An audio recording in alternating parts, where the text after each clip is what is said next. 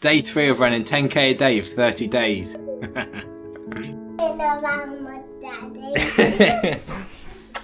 It was the hardest one to get out the door.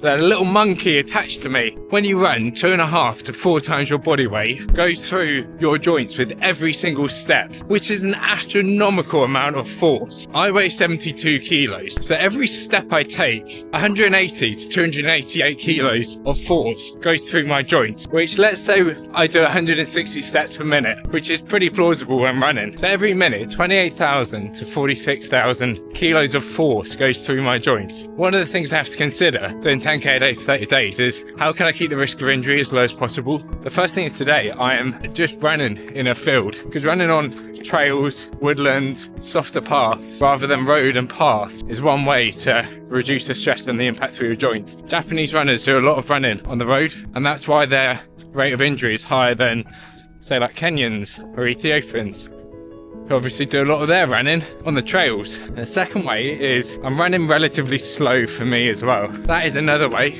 to reduce the impact, because the faster you run, the harder the impact. And the third way is take short steps, small steps, because again, the smaller the steps, the less impact each time, and try and keep a quick cadence up. My plan to stay on trails has failed, and I've somehow landed on a road. One way I'm going to try and keep these runs interesting is by exploring different roads and directions around where I live. That's one of the wonderful things about running, especially if you end up going somewhere new or to a city you've not been before. You're able to quickly explore a lot of places. There's a trail here, so I'm going to run down this trail. Let's go down here. Haha, exciting. Look at that. How nice is that for a trail? Path that goes into the wooded trail. Look at this. Oh.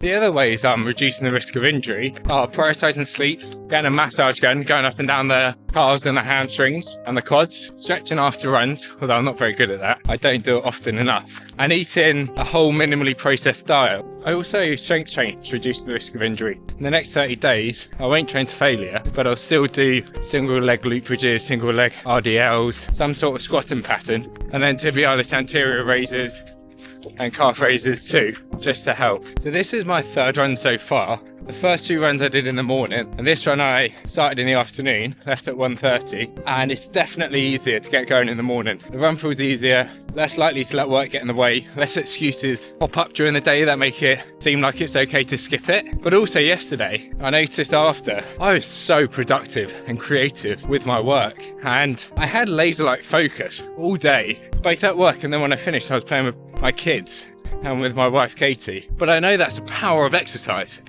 and that's why I'm a massive advocate of it, and I think so many people should do it, and why I hope this inspires people. But personally, I think the best time for a dad to train is in the morning. That might mean you need to go to bed earlier in the evening before, because otherwise you won't get enough sleep. But trading off that me time in the evening for more energy, more focus, and doing something for you in the morning, i.e. working out, is definitely worth it, in my opinion. Definitely.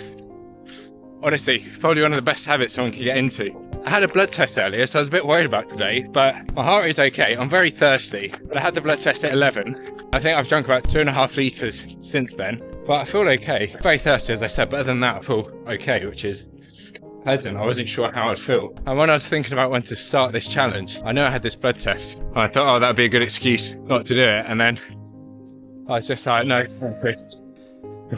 Don't use that as an excuse, do it. Practice what you preach. So I did. Anyway, 2.5k to go, and I'm back in familiar territory. So I'll essentially just run up and down the field a couple of times, then run home. Luckily, I like being in my own head. Oh, floppy hair. Look like Michael McIntyre.